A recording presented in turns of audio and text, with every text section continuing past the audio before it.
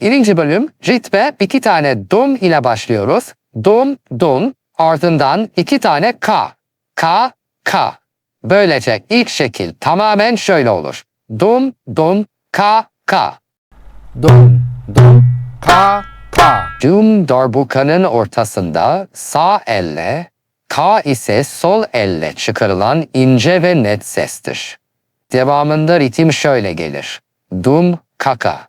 Dum ritme derinlik verir, ka ise hareket ve akıcılık katar. Dum, ka, ka. Geliştirilmiş küçük masmudi ritmi dum dum kaka, dum kaka. Her zaman ritme yavaş başlayarak ellerindeki tekniği oturt, sonra adım adım hızını artır. Bu şekilde ritim akıcı ve doğal gelecektir. Dum ve ka dengesi çok önemli. Ritmin müzikal ve dengeli çıkmasını sağlar.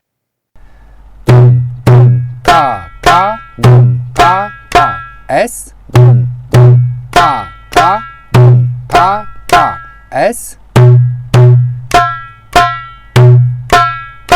Es.